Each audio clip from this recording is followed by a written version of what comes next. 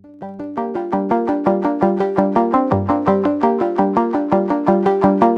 Jungle.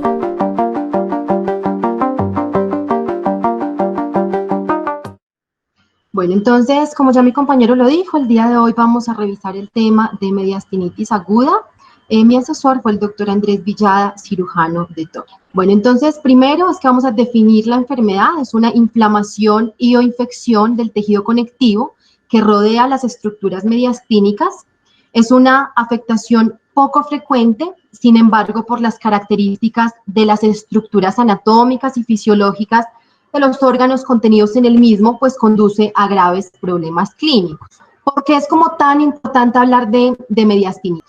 Porque a pesar de ser un hallazgo poco frecuente y a pesar de los avances en los métodos diagnósticos, en el tratamiento, la mortalidad es en general alta, y aunque digamos que los porcentajes van a cambiar según la etiología, estas son numerosas series, perdón, yo pongo aquí estas son pues como numerosas series publicadas en la literatura a lo largo del tiempo, donde vemos que el promedio de la mortalidad asociado a mediastinitis sigue siendo elevado, y una de las variables bien fundamentales y que va a determinar la supervivencia y el pronóstico y que definitivamente impactan como en esa mortalidad es el diagnóstico oportuno. Vamos a hacer así como un breve repaso anatómico del mediastino. A la izquierda una vista pues como lateral y a la derecha un corte transverso.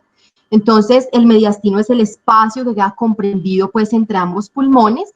Recordar que aunque la mayoría, digamos que de la literatura nos habla de un mediastino superior y de un mediastino inferior, en la actualidad, pues ya no hacemos como esa división, entonces hablamos solamente de un mediastino anterior, un mediastino medio y un mediastino posterior.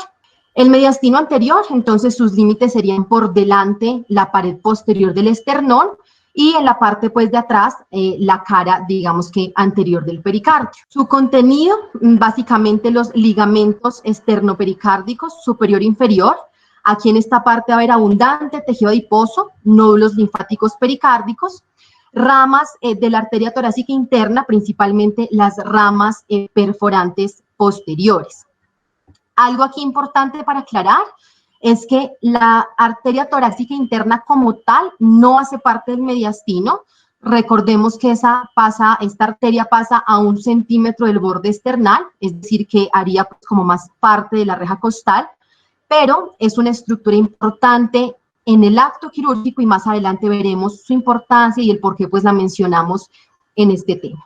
El mediastino medio, entonces, pues sus límites vendrían siendo en el mediastino anterior y posterior, y netamente su contenido está dado por el saco pericárdico, por el corazón, el origen pues de los grandes vasos, linfonodos cardíacos y los nervios frénicos. El mediastino posterior, entonces sus límites serían el anterior, la cara posterior del pericardio, y en su parte posterior los cuerpos vertebrales. Básicamente el contenido, entonces la bifurcación traqueal pues con sus bronquios principales, el esófago rodeado de esos troncos vagales, la aorta torácica con sus ramas y acompañado a los lados de esa aorta torácica la vena ácigos, la vena hemiácigos y el conducto torácico. Dentro de la etiología de la mediastinitis hay 3 que son como las principales y básicamente en las que pues esta charla está enfocada. El primer lugar, entonces, lo ocupa la mediastinitis postesternotomía por cirugía cardíaca en un 60%. En segundo lugar, perforaciones esofágicas con un 33% aproximadamente. En tercer lugar, la mediastinitis descendente necrotizante.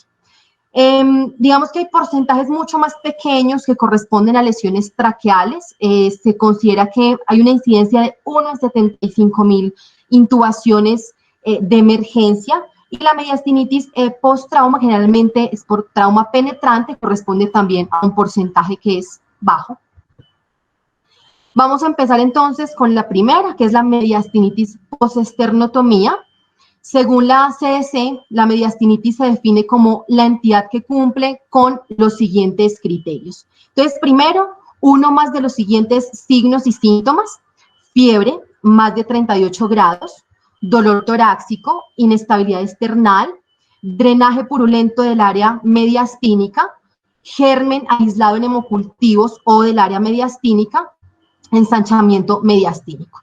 En segundo lugar, un cultivo bacteriano positivo y la evidencia de mediastinitis durante la operación o pues ya por histopatología. Bueno, entonces, en la actualidad, la mediastinitis aguda es la principal complicación pues posterior a cirugías cardiotorácicas. La incidencia está entre el 0.2 y el 5%. Y a pesar de todos los avances en las estrategias, sobre todo de prevención y en el tratamiento, presenta una mortalidad elevada que puede llegar hasta el 47%. Dentro de los microorganismos, entonces, los gram positivos y gram negativos van a constituir, pues, la patogenia de este tipo de mediastinitis. Los dos gérmenes principales, el Staphylococcus aureus y el coagulasa negativo, que se corresponden a un 60 y un 80% aproximadamente de los casos, sin olvidar que hasta en un 20% se puede encontrar Staphylococcus aureus meticilino resistente. La Asociación Europea de Cirugía de Tórax nos describe pues como unos factores de riesgo que van a incrementar la probabilidad para el desarrollo de mediastinitis posoperatoria, y estos se clasifican en preoperatorios, en intraoperatorios y en posoperatorios. Voy a mencionar algunos pues como relevantes de cada grupo. Entonces, en los preoperatorios tendríamos la diabetes mellitus con una hemoglobina glicosilada más de 7.5. Se ha encontrado que aumenta el riesgo hasta 3.5 veces de desarrollar mediastinitis. La obesidad, el índice de masa corporal mayor a 30, aumenta hasta 3 veces el riesgo de mediastinitis. Y aquí en los preoperatorios también están pacientes con EPOC, pacientes con insuficiencia renal. En los intraoperatorios tenemos una cirugía que sea urgente, un tiempo quirúrgico prolongado. Ese tiempo quirúrgico prolongado se corresponde a más de 5 horas. Injertos de arteria mamaria interna bilateral, y esto pues está como en relación con la desvascularización del esternón. Y en los posoperatorios, entonces, necesidad de reintervenciones, ventilación mecánica mayor de 48 horas, estancias prolongadas en cuidados intensivos y necesidad de más de 4 unidades de hemoderivados también se considera un factor de riesgo. A lo largo del tiempo, digamos que se han descrito como varios índices del riesgo de infección pues en esas heridas externales secundarias a una cirugía cardíaca. La escala de riesgo que está aquí a la izquierda es la escala de riesgo de Toronto. Es una escala sencilla que es aplicable, útil para calcular pues como el riesgo de pacientes con sospecha de mediastinitis. Los ítems, los que vemos acá, entonces pacientes diabéticos, si se utilizó no arteria mamaria en la operación, si el paciente necesitó reoperarse dentro de los primeros 4 días de esa intervención inicial, y si el paciente tuvo una estancia mayor de 4 días posoperatoria en la UCI. Entonces se clasifica como muy bajo riesgo hasta 5 puntos, bajo riesgo hasta 9, intermedio hasta 11 y alto riesgo pacientes con más de 12 puntos. Sin embargo, aunque esta escala aún es aceptada, en el 2017 la Sociedad de Cirugía Torácica empezó a usar esta otra escala, que es el STS, en donde, digamos que además hacen una diferenciación para cada cirugía, por lo que digamos que en la actualidad esta es la escala que está siendo más utilizada. En la mediastinitis, entonces, posoperatoria, el diagnóstico temprano, digamos que requiere un alto grado de sospecha clínica, teniendo en cuenta que usualmente la mediastinitis aparece antes del día 14 y la mayoría de las series han encontrado que el pico de mediastinitis en estos pacientes es entre el día 5 y el día 7.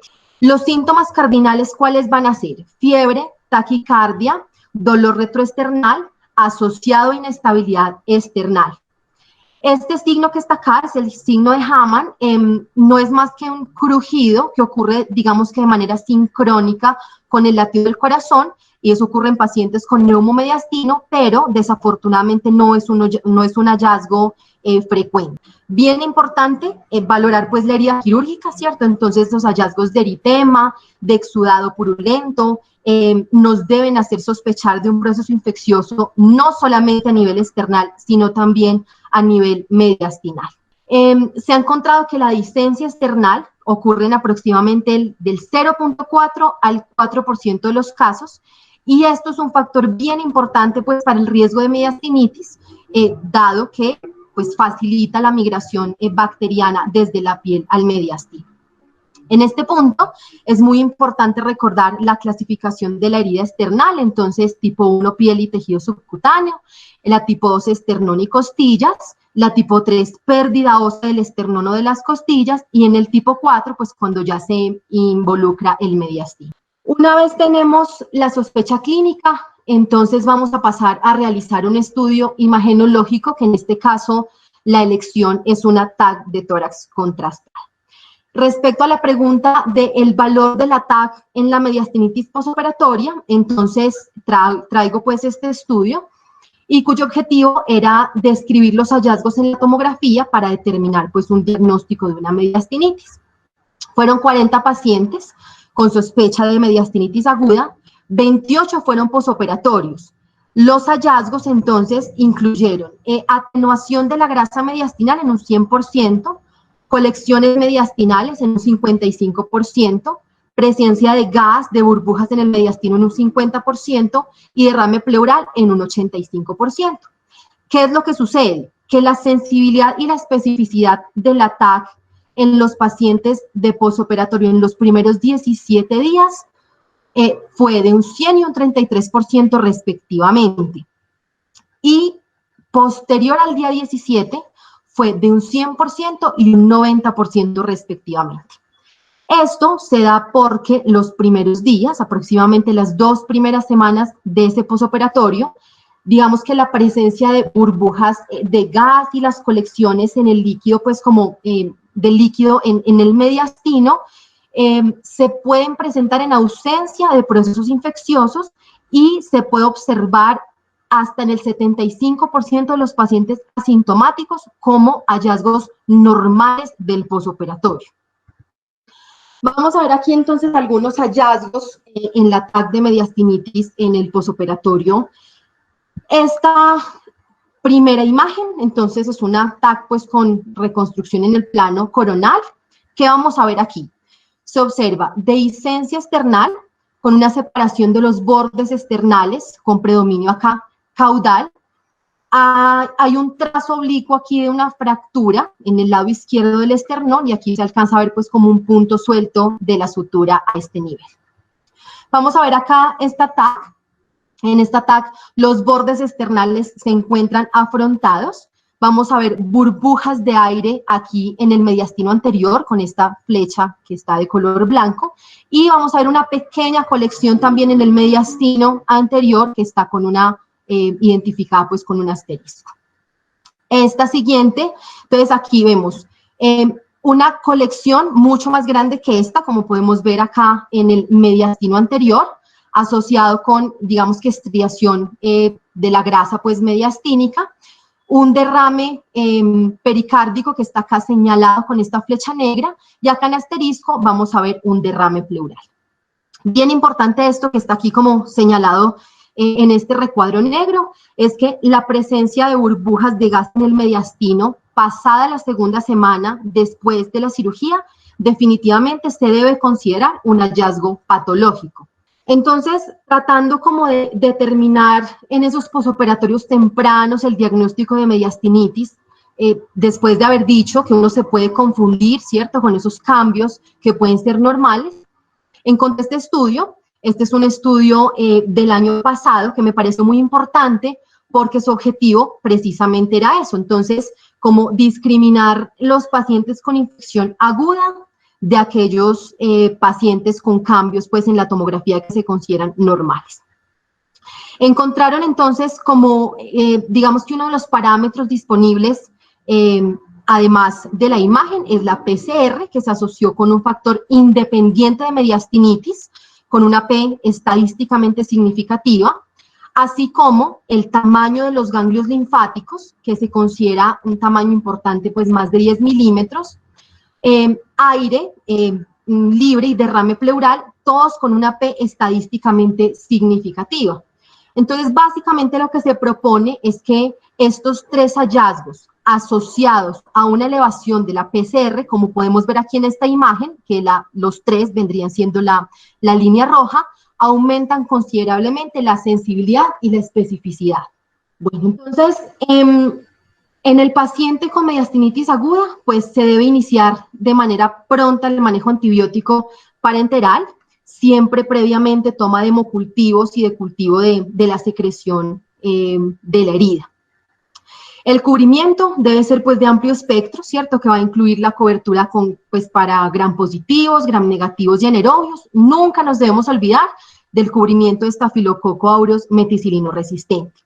Aunque cada institución pues tiene su protocolo, digamos que en los diferentes artículos que revisé se propone una cefalosporina de tercera generación más vancomicina como primera línea, para luego ya pues ir desescalonando con el cultivo. Para el tratamiento necesariamente hay que tener en cuenta unas clasificaciones. Entonces esta es la clasificación de Oakley, que es la que a continuación les voy a mencionar, pues que es la que ustedes ven ahí en pantalla. Entonces la tipo 1 es una mediastinitis que se da dentro de las 2 primeras semanas posoperatorias en ausencia de factores de riesgo, entendiendo factores de riesgo como los pacientes obesos, los pacientes diabéticos y los pacientes que están con algún tratamiento pues inmunosupresor. La tipo 2 es entre la semana 2 y 6, esta tampoco tiene factores de riesgo. La tipo 3A es una tipo 1 en presencia de uno o más factores de riesgo. La B es una tipo 2 en presencia de uno o más factores de riesgo.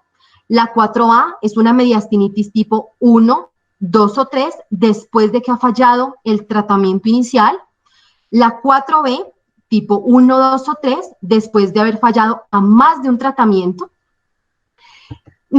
Digamos que por fortuna, y teniendo en cuenta esos mismos grados o tipos, que son los que vemos acá, y que vimos en la diapositiva anterior, tenemos la escala de Ámsterdam, que esa escala, digamos que nos facilita un poco esa clasificación de la siguiente manera. Entonces, lo primero es que se tiene en cuenta la estabilidad del esternón, si está estable o no está estable, entendiendo cómo después de la clasificación 3A son esternones que están inestables.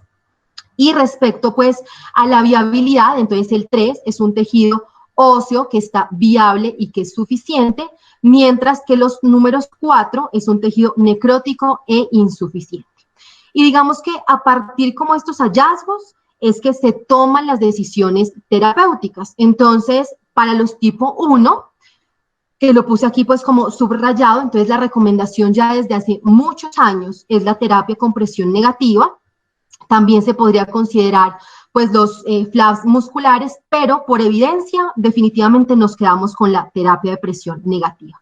Ya para los casos más avanzados, en los tipos 3, se sugiere pues la osteosíntesis, flap de aumento o de músculos. En los tipos 4, el uso de colgajos pectorales, de rectos o de epiplón.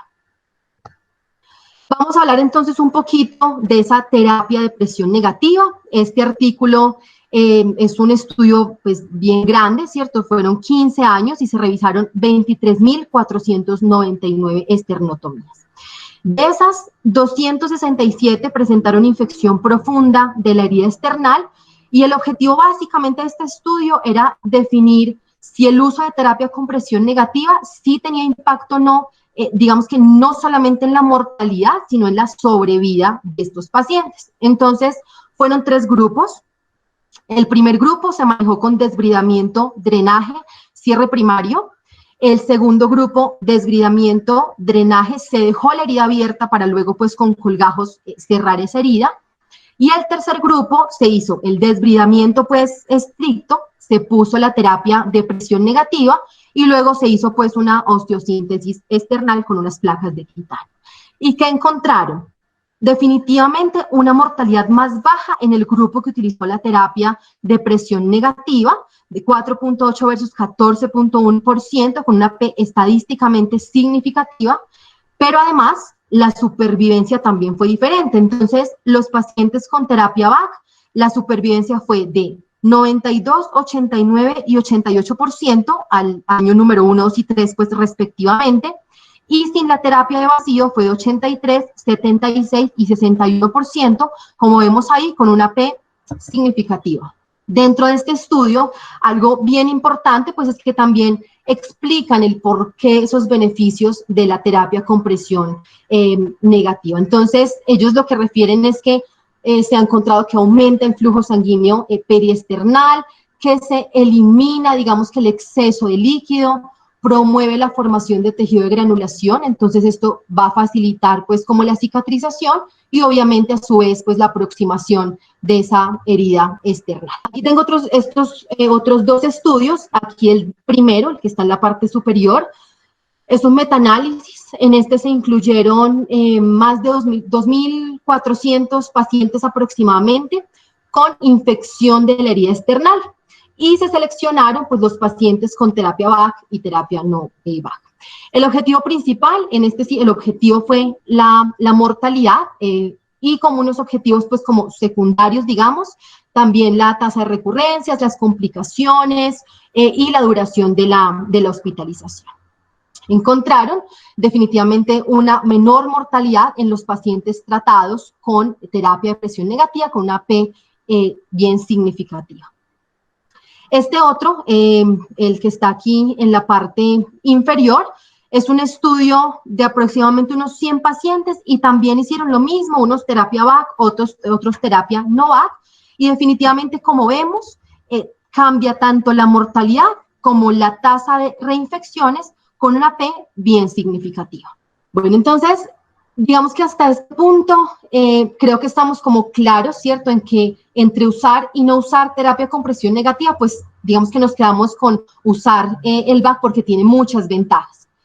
Sin embargo, este estudio me llamó como mucho la atención. Este es un estudio de este año, fue realizado en Asia, cuyo objetivo fue evaluar los resultados de la reconstrucción pues, de las heridas infectadas posteriores a la esternotomía con cierre asistido por vacío después del desbridamiento versus el uso de colgajos musculares de pectorales mayores como primer manejo también después, obviamente, del desbridamiento.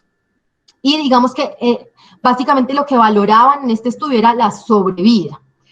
Bien importante es que escogieron el mismo número de pacientes para cada grupo y más importante aún es que trataron de que sean poblaciones como homogéneas, es decir, respecto pues como al perfil de riesgo, digamos que ambos grupos tenían un riesgo similar. Entonces, en el grupo VAC se hizo el desbridamiento, se colocó el VAC y para los de los colgajos, que son estas imágenes que ustedes ven aquí en la pantalla, entonces se hizo el desbridamiento, se hizo el desbridamiento acá, se disecaron pues digamos que los colgajos, ¿cierto? De ambos pectorales, obviamente con sus respectivos pues vasos, nervios, se avanzaron a la línea media, se colocaron drenes, como podemos ver acá, y el cierre de piel sin tensión es lo que vemos pues en esta imagen. Entonces resulta que cuando fueron como a comparar, encontraron una tasa de supervivencia de 93.9% con colgajos musculares y de 74.1% con VAC. Esto lo voy a dejar pues como ahí para, digamos que, discutirlo al final. Esta y la siguiente imagen es solo pues como para fines informativos, entendiendo que en esta revisión pues estamos personas como de todos los niveles de formación. Entonces, saber que la reconstrucción de esa pared se puede realizar con colgajos de pectorales, que es como lo que vemos en todas estas imágenes. También se puede realizar con colgajos de músculo recto abdominal, como vemos en la imagen. Entonces, simplemente pues es como para saber que son opciones viables, que es posible realizarlo y que claramente para este manejo definitivamente se requiere de un equipo pues multidisciplinario. Bueno, entonces, para evitar la mediastinitis posoperatoria, pues vamos a recordar como algunas medidas preventivas de esta enfermedad. En el primer punto, la detección de Staphylococcus aureus, se sabe, ¿cierto?, que aproximadamente el 20% de las personas estamos pues colonizadas por Staphylococcus aureus y que un 1% serán resistentes a meticilina. Esos resistentes a meticilina obviamente son pacientes inmunosuprimidos, diabéticos, que estén tomando tratamiento pues inmunosupresor. Se sabe también que el Staphylococcus aureus aumenta el riesgo de infección hasta 3 veces. La recomendación entonces es la administración nasal de mupirocina por 5 días en ausencia de una prueba negativa pues que nos documente la no colonización por Staphylococcus aureus. El siguiente punto, la profilaxis antibiótica. Entonces, a todos los pacientes, una hora antes pues, de la incisión, se utiliza un betalactámico. El betalactámico solo para cuando los pacientes no tienen colonización. Si hay sospecha, entonces se debe utilizar vancomicina más cubrimiento para gram negativos. El tercer punto, la prevención de infecciones profundas de la herida quirúrgica. Entonces, bien sabemos pues que no se debe remover el vello pues antes de la operación, y si es que se requiere, se hará antes del procedimiento con una rasuradora eléctrica, el baño pues el día anterior o la noche anterior con clorhexidina, ya en el momento pues de la cirugía, obviamente la limpieza estricta con los agentes antisépticos pues apropiados. Dentro del control de los factores de riesgo modificables, entonces, la obesidad, y básicamente es porque, uno, el antibiótico casi siempre está subdosificado. Dos, pues hay como una pobre perfusión en el tejido adiposo. Y tres, claramente, las dificultades técnicas en los pacientes obesos son mayores. Los pacientes diabéticos, se sabe, digamos que unas concentraciones de glucosa mayores a 200 han demostrado ser un factor de riesgo para mediastinitis, aumentando pues el riesgo de infección, incluso de muerte, en dos veces más que la población pues no diabética. Se sugiere entonces para estos pacientes el uso pues de, digamos que insulina por infusión continua. Y el tabaquismo, pues, sí es bien sabido por todos que aumenta el riesgo de todas las infecciones. Lo ideal sería, pues, que el paciente dejara de fumar inclusive algunos meses. Las recomendaciones sobre el manejo, pues, como, digamos que de la herida, entonces ya dijimos la terapia con presión negativa, que puede ser como terapia, pues, hasta el cierre o como puente para, digamos, el posterior cierre. El uso de músculos de aumento en caso de inestabilidad external o tejido óseo insuficiente.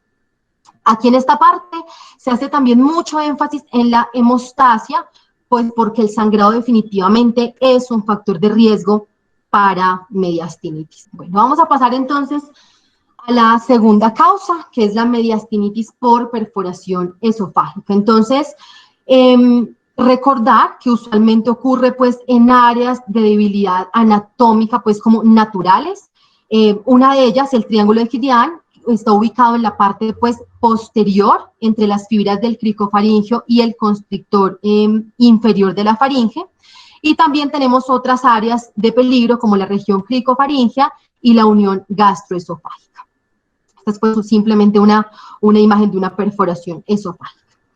La mortalidad está asociada definitivamente al retraso del diagnóstico y el tratamiento, siendo de un 6% cuando se diagnostica en menos de 24 horas y puede aumentar incluso hasta más de 40% cuando pasamos pues como ese tiempo de diagnóstico de más de 24, de más de 48 horas. Las causas de la mediastinitis por perforación esofágica. Entonces, la causa más frecuente es la causa iatrogénica con un 70%.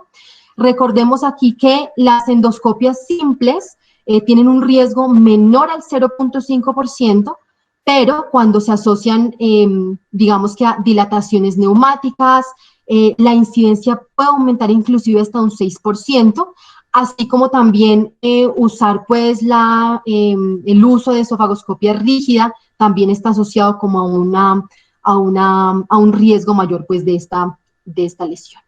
¿Qué otros factores de riesgo? Entonces, sondas nasogástricas, la escleroterapia pues en las varices esofágicas, colocaciones de prótesis para lesiones obstructivas, realmente sí tienen un porcentaje pues muy bajito.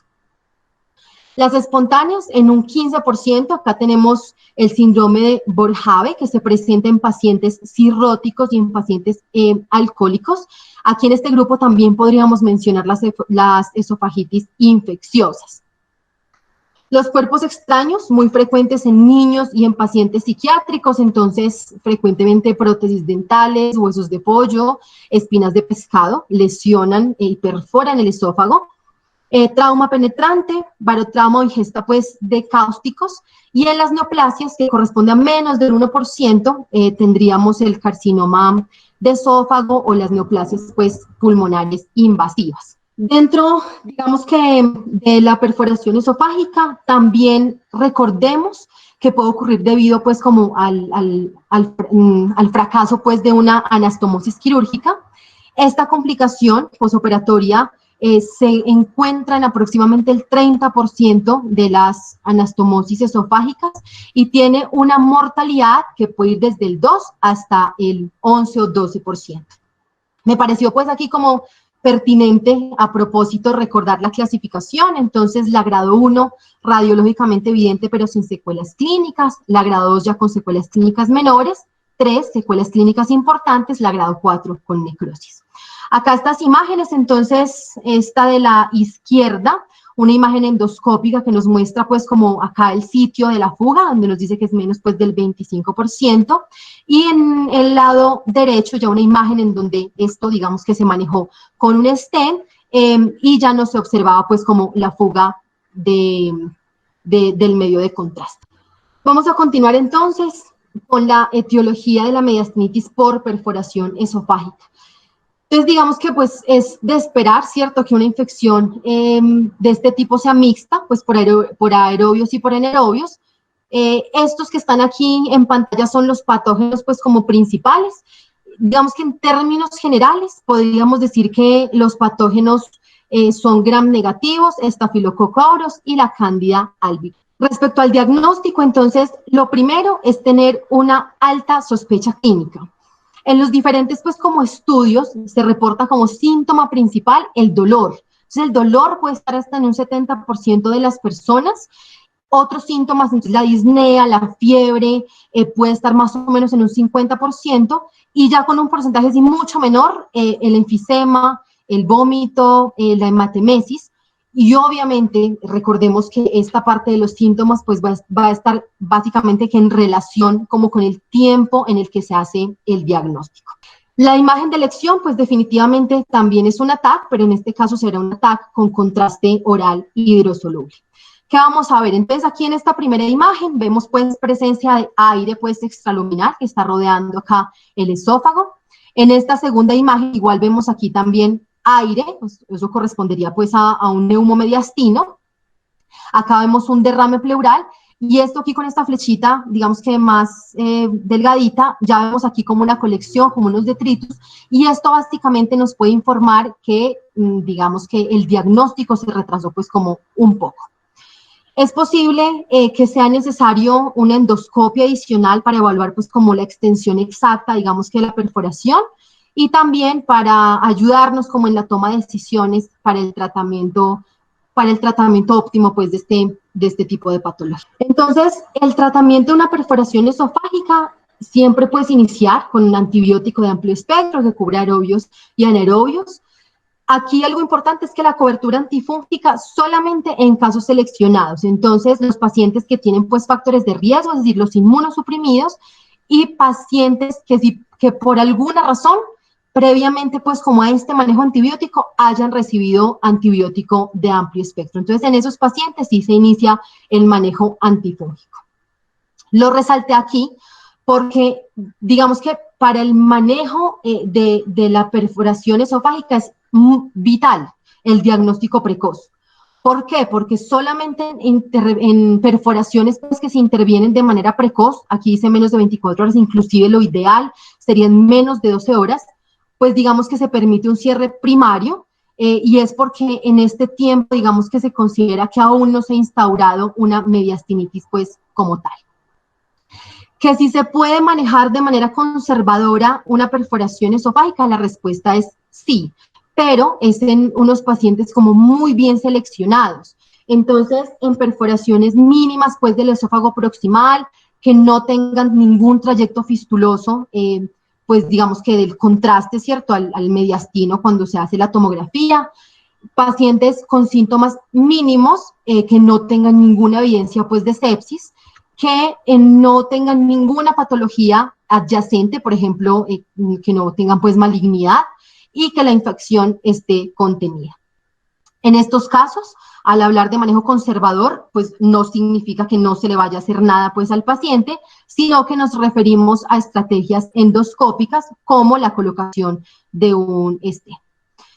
Dentro, pues, como de lo que revisé, sí nos dice que en el esófago torácico, pues, como que toda perforación sí debe ser como intervenida, tratada, pues, quirúrgicamente. Y en casos, digamos que ya más graves, donde la reparación primaria no es posible, por ejemplo, lesiones muy grandes que tengan mucha contaminación, pacientes inestables, digamos que se consideran otros manejos, como la derivación sin esofagectomía, la esofagectomía.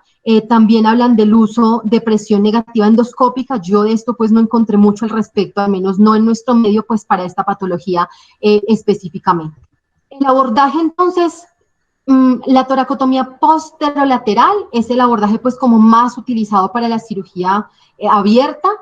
Normalmente es la toracotomía derecha, digamos que porque existe pues como una dificultad mayor en el lado izquierdo por la presencia, digamos que de la aorta, aunque por la posición de las estructuras, pues también podríamos considerar que para las lesiones más proximales, utilizar una toracotomía derecha y para las más distales, una izquierda.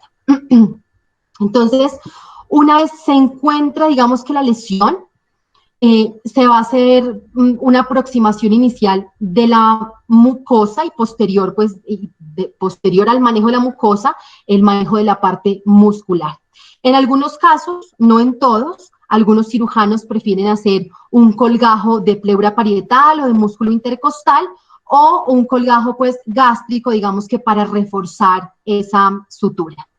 Aquí un punto bien importante y es que vale la pena aclarar que en pacientes que están estables y que en caso de que pues, el cirujano esté entrenado, el manejo se puede realizar con videotoracoscopia. Y pues obviamente mucho mejor para el paciente si se cuenta pues con un cirujano de tórax. Esta es una imagen de una exclusión esofágica. Ya dijimos pues como en qué casos se podría recurrir a esta cirugía, ya mucho más compleja, y pues digamos que esta revisión no es de técnica, entonces no me voy pues como a detener mucho más en esta imagen, es simplemente como para recordar que esta es otra opción quirúrgica para algunos tipos de pacientes con perforaciones esofágicas, digamos que más graves. Pasamos a la tercera, que es la mediastinitis descendente necrotizante. ¿Cómo se define? Pues es simplemente la diseminación de una infección de la cabeza y del cuello, pues dentro del mediastino, y esto se da pues a través como de los planos anatómicos cervicales faciales, y digamos que esto se favorece por dos cosas. Uno, pues por la fuerza de gravedad, y dos, por la presión pues negativa intratorácica. El tema de anatomía de cuello, etcétera, ya lo revisamos, pero vamos a hacer como un recuento muy rápido aquí como de los espacios. Entonces, recordar que tenemos una fascia cervical superficial y una profunda, y que esa profunda a su vez tiene tres capas, que son la capa como más profunda, la capa media y la capa pues superficial, que básicamente lo que hacen pues es como delimitar los diferentes espacios en el cuello. Es así como la fascia alar, que está aquí pues como delimitada como en color rojito, que hace parte de la capa más profunda, digamos que nos delimita pues como ese espacio retrofaringeo y posterior el espacio que se llama el espacio peligroso. Y se llama el espacio peligroso porque básicamente es el que más puede descender hacia el mediastino. Entonces, por estos dos espacios se disemina más de un 70% de esas infecciones pues, de la parte superior de la cabeza y del cuello, y el resto del porcentaje pues, restante se disemina por los espacios pretraqueales y por el espacio perivascular. Dentro de la etiología, entonces, usualmente las infecciones son orofaringeas y odontogénicas, con los porcentajes que vemos pues aquí determinados. Es importante aclarar que es una enfermedad rara, tiene una alta mortalidad y que va a depender, como igual que en las anteriores, de la demora en el diagnóstico y como del manejo oportuno. Entonces la mortalidad, dependiendo de esas dos cosas, puede ser tan variable como del 20 al 50%. Factores de riesgo, igual que en los anteriores, no nos vamos a detener más en los factores de riesgo que están claros. Y los síntomas, entonces, pacientes, obviamente, pues con sus síntomas de la parte, digamos que orofaringia cervical, dolor, tumefacción, disfagia, odinofagia, y con posterior dolor torácico, con dificultad respiratoria, con fiebre. Dentro de la etiología, entonces, la mayoría, más de un 50% son polimicrobianos, y esto pues se da por, digamos que la flora residente normal que se encuentra pues en las superficies mucosas, en la cavidad oral, en el tracto respiratorio. Aquí sí es muy importante esto, es porque los cultivos positivos son muy bajos. Se considera que menos de un 25% van a ser positivos, y esto es debido a que pues la mayoría, casi todos los pacientes ya habrán recibido manejo antibiótico por su proceso pues orofaringeo previamente instaurado. La clasificación de esta enfermedad entonces se hace de la siguiente manera. La tipo 1 se considera como localizada, es decir, es por encima de la bifurcación de la tráquea con una mortalidad del 10%. La tipo 2, entonces tenemos tipo 2A y tenemos tipo 2B. La tipo 2A está por debajo de la carina, pero está solo en el mediastino anterior, y la tipo 2B, que ya se extiende tanto al mediastino anterior como al mediastino posterior, con una mortalidad de aproximadamente el 50%. Digamos que esta clasificación nos sirve para, además, pues como de dar un aproximado de la mortalidad, también para definir el abordaje terapéutico, como veremos más adelante. Entonces, para el diagnóstico, necesariamente pues debe haber una evidencia de una infección orofaringea y unas características pues radiológicas de mediastinitis, y una adecuada, digamos que relación entre esa infección orofaringea y la subsecuente pues aparición de la mediastinitis.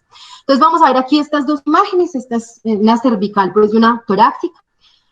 En esta primera imagen lo que vemos es como esta flecha pues verde nos está señalando una colección que afecta como el espacio pues parafaringeo y la amígdala izquierda, y que nos va a desviar esa faringe pues como hacia el lado contralateral. Y en esta TAC vamos a ver un compromiso tanto del mediastino anterior como del mediastino posterior, con colecciones, con burbujas. En ese orden de ideas, según la clasificación que vimos en la diapositiva anterior, pues esto correspondería a una mediastinitis necrotizante descendente tipo 3, tipo 2B, perdón, tipo 2B. Bueno, entonces, dentro del tratamiento, antibióticos de amplio espectro que curan aerobios, que curan anaerobios. Una opción quizás podría ser una cefalosporina de tercera generación, más metronidazol o clindamicina. Siempre puedes tratar el foco faríngeo, ¿cierto? O pues el foco dental, o el foco, mejor dicho. Segundo, el manejo de la vía aérea, que se puede considerar en algunos pacientes la necesidad de hacer una traqueostomía. Y una vez digamos que tenemos el diagnóstico con su respectiva clasificación, vamos a emprender digamos que el abordaje pues como quirúrgico. Se propone entonces que para los tipo 1, es decir, para los que están por encima pues de la bifurcación, se puede hacer un manejo solo con un enfoque transcervical, sin la necesidad de un manejo pues transtorácico concomitante. Definitivamente, cuando ya se extiende, digamos que más allá de este nivel, hay que hacer un tratamiento a través de abordajes transcervicales y transtorácicos. Dentro, pues, como de lo que revisé, decía que el abordaje subsifoideo podría ser una buena opción, pero digamos que depende mucho del estado del paciente y de la localización de, pues, como de las colecciones. La toracotomía posterolateral parece quizás ser pues como la incisión estándar de oro para acceder a la cavidad torácica. Se considera pues que es como bien tolerada, que ofrece como buena visibilidad de los espacios del mediastino, del pericardio y de la pleura. También se habla mucho del uso de la videotoracoscopia, y pues obviamente es mucho menos invasivo. Se puede realizar drenaje de colecciones y cobra mucho más valor cuando se requiere de una exploración torácica bilateral.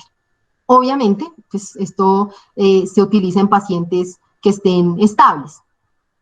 ¿Cuál es el inconveniente con la videotoracoscopia? Es que requiere de personal entrenado, se debe hacer pues una curva de aprendizaje, se demora más. Hay colecciones que son muy difusas, o sea, digamos que colecciones ya que a veces son bien complicadas para manejar de manera pues como mínimamente invasiva, y la facilidad pues está en que uno puede cambiar a un abordaje pues como abierto, en caso tal pues de requerirse. La tasa de reintervención se considera de hasta un 30% aproximadamente. Muchas gracias, eso era como lo que les traía.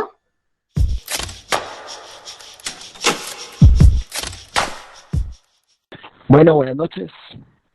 Felicitar a Marisol por la revisión. Un tema muy complejo y muy extenso. Hacerlo, digamos que entendible es un poquito complicado, pero sí es importante los principios que mencionó Marisol de determinar las posibles causas. Básicamente, para un cirujano general, la mediastinitis se convierte en el trauma, ya sea trauma pues general o trauma iatrogénico. Digamos que lo que más vemos cuando estamos haciendo un turno de cirugía general es el llamado por una herida de bala, herida por una cortopunzante, o cuando se hace algún tipo de intervención a nivel médica que produce una complicación, como decía la doctora, pues una intubación orotraqueal traumática o una endoscopia digestiva o una irritación neumática, una estenosis esofágica, un tumor gástrico de la unión que puede producir perforación. Básicamente, a un cirujano que le interesa esto es aprender los abordajes. Entonces, digamos que yo tendría solo dos cosas para corregir ahí, o dentro de mi experiencia, pues, y lo que he vivido y lo que he estudiado. Es primero, el abordaje nunca es izquierdo, nunca. El abordaje del esófago por el lado izquierdo es un error técnico, porque si uno se mete por el lado izquierdo, se va a encontrar la aorta.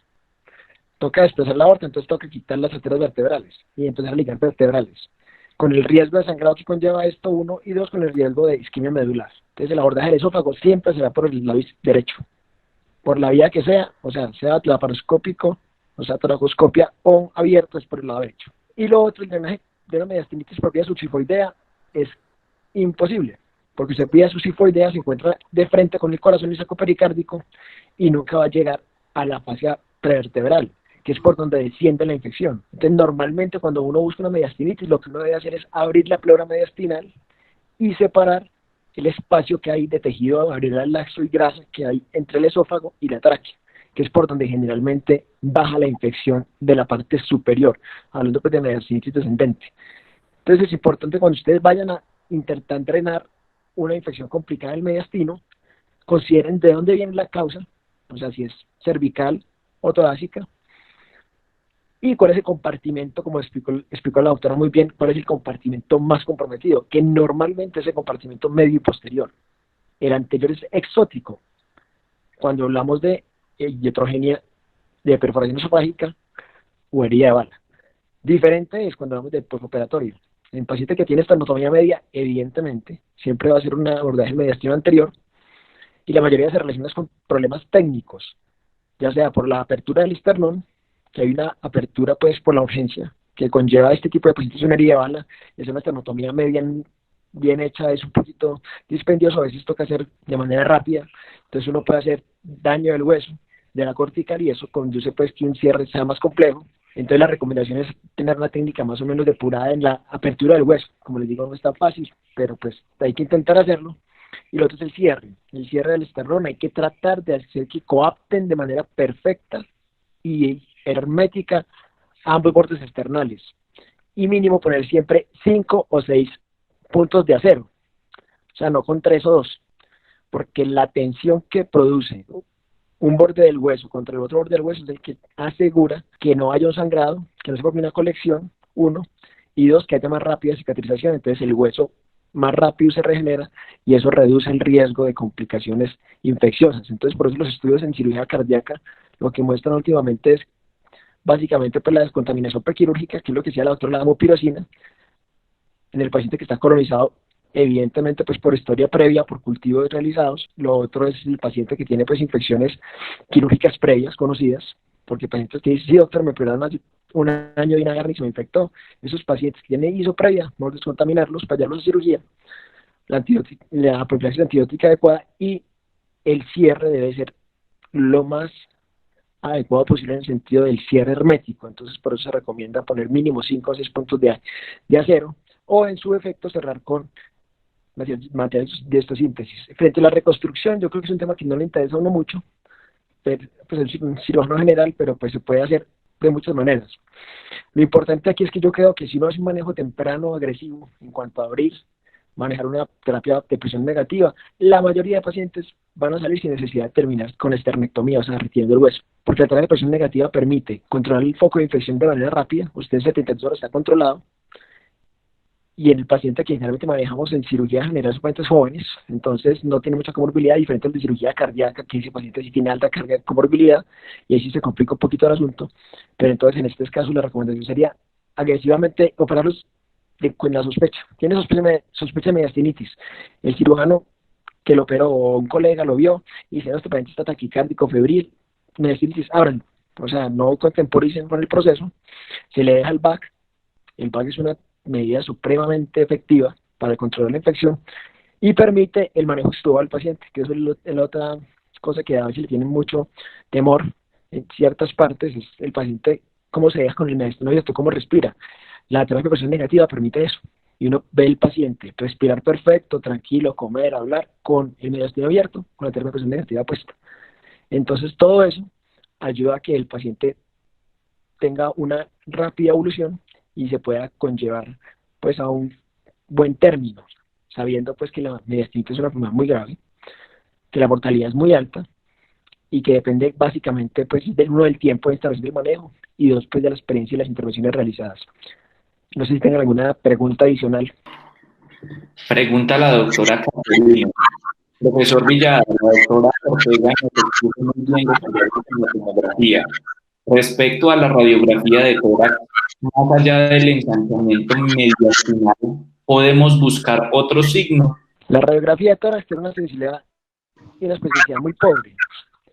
Entonces, buscar signos específicos en las radiografías, yo diría pues que es una cosa muy difícil, casi imposible, porque sería buscar, aparte del asentamiento mediastinal, es un nivel hidroaéreo mediastinal o el neumomediastino, o la presencia de gas a nivel de la radiografía lateral. Pero esos son hallazgos que son supremamente difíciles de identificar y se ven muy rara vez.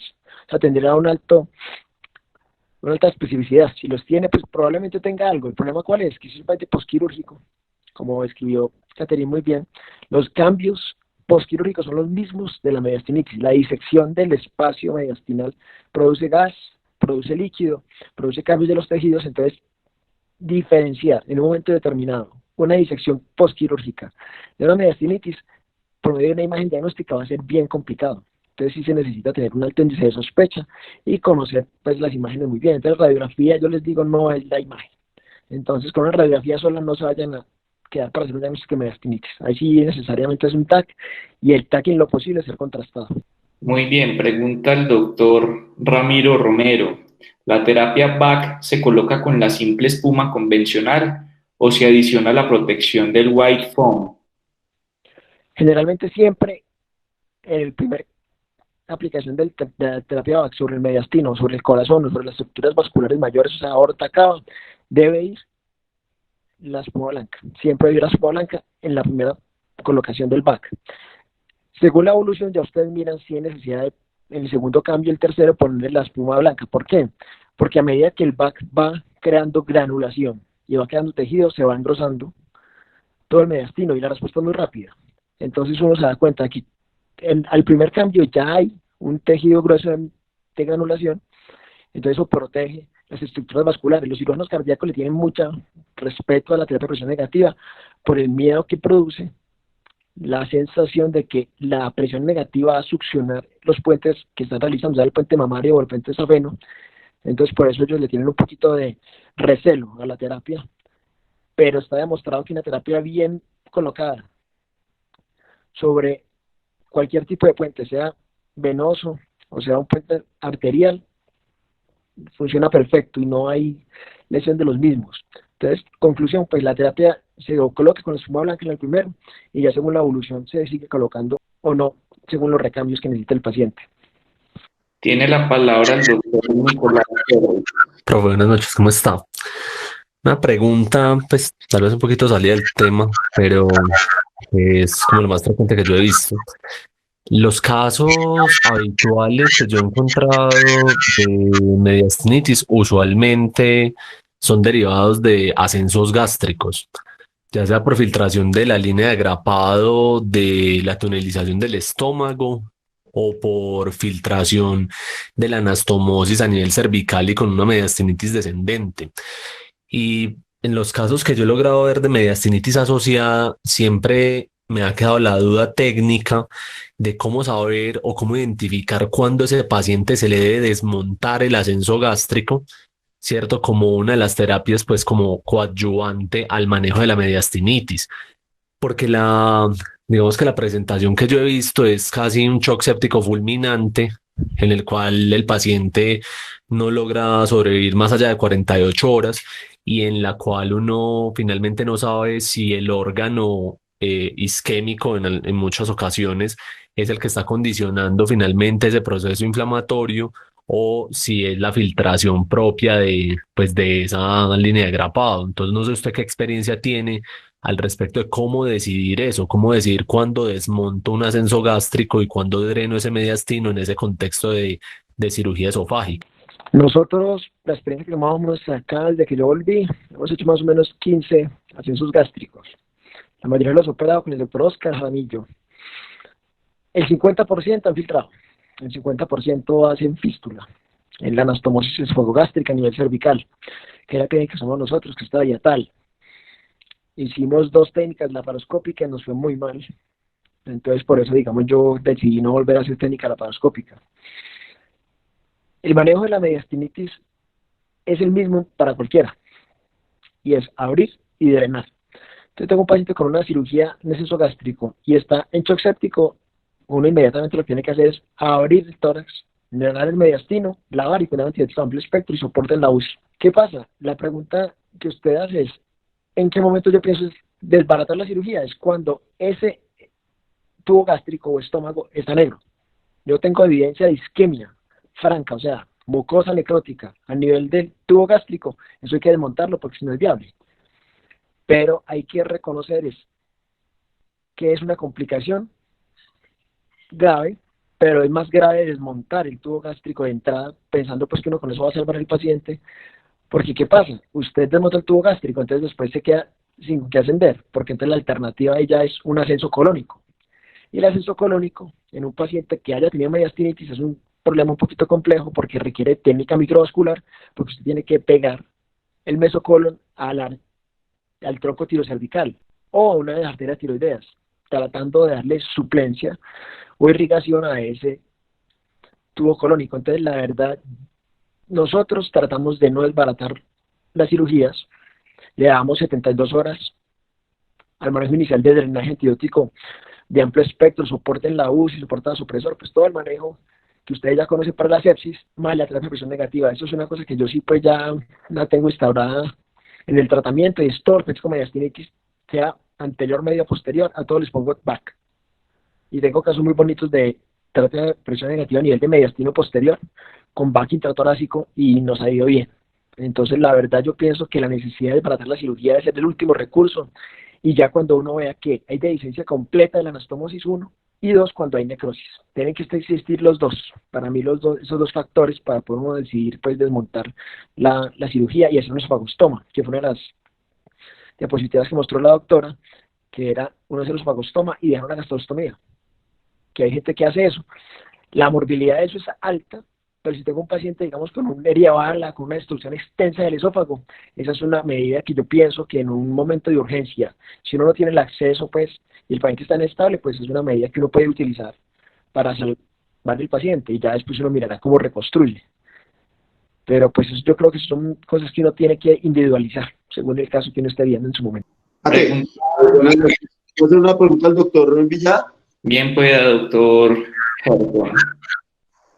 Profe, una preguntita, pues, obviamente en las esternotomías, pues las mediastinitis post-esternotomía, pues el back se va a colocar sobre la pared y todo esto, pero cuando uno, por ejemplo, tiene una mediastinitis posterior, donde el abordaje, pues, no es por una post-esternotomía, sino donde el abordaje, como usted lo dijo, era por toracotomía derecha, ¿cómo sería la colocación de ese back que usted dijo? Porque pues no me queda como claro, ¿se pone sobre la pared o se pone allá directamente? ¿Qué experiencia ha tenido usted? Porque la verdad yo no he visto pues colocar ese back así como usted lo está refiriendo. Sí, no es mucha gente que lo usa. lo que uno hace ahí, básicamente, es al mediastino, uno abre toda la pleura mediastinal y uno expone todo el espacio, se necrosis, se debrida, se lava y después uno coge una espuma blanca, un white foam, y sobre la espuma blanca uno sutura el sensatrac, que es la espora que chupa. Uno sutura la espuma al sensatrac y por la toracotomía mete eso allá al mediastino y lo deja ya metido. Y posteriormente cierra el tórax y le deja el bag adentro y lo pone a 75 mililitros de mercurio. Yo técnicas he hecho varias, múltiples. Yo he hecho esa que es dentro del mediastino, que es la última que estoy usando. He puesto la pared del tórax y he puesto en el cuello, irrigando hacia el mediastino, recogiendo por el tórax, pues todo con back.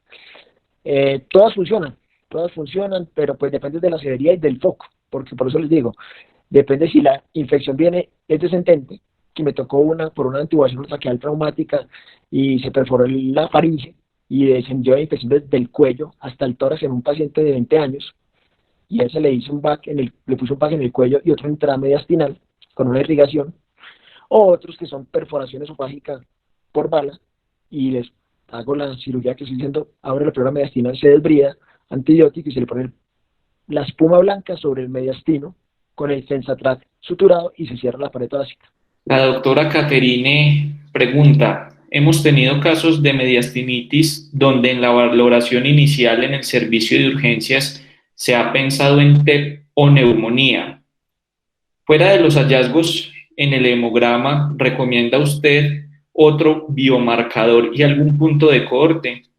Hay estudios varios de PCR, de correlación de PCR con mediastinitis, pero la verdad pues la especificidad no es muy alta. Y luego si una procalcitonina sería la alternativa ahí para uno poder hacer un diagnóstico, pero el problema cuál es, que la neumonía complicada pues va a dar una procalcitonina positiva, y lo mismo que la mediastinitis. Entonces yo pienso que no hay ningún examen sérico que le asegure a uno que es un diagnóstico de mediastinitis. El mejor examen para mediastinitis es definitivamente la TAC contrastada, junto con la sospecha clínica y el antecedente, o sea, armar la historia clínica del paciente, junto con los hallazgos, porque como escribió la doctora, digamos, en el postquirúrgico sí es muy importante el examen clínico completo, porque si yo tengo un paciente con estenotomía media por una herida previa, una herida de bala, y yo siento que el esternón está inestable, que hay un escalonamiento, o que se siente un clic cuando usted palpa, ojo, que ese es un signo supremamente importante para sospechar que puede dar una complicación local en la herida quirúrgica, porque esa falta de coaptación adecuada de los bordes del esternón es un predictor muy alto de complicación posterior de mediastinitis. ¿Alguno de los asistentes tiene alguna otra pregunta o algún comentario adicional para hacer? Al parecer no. Siendo entonces las 9:11 de la noche, damos por finalizada la sesión académica de la noche de hoy, agradeciendo a la doctora Marisol Ortega por su excelente presentación y al doctor Andrés Villada por la asesoría brindada. Muchas gracias.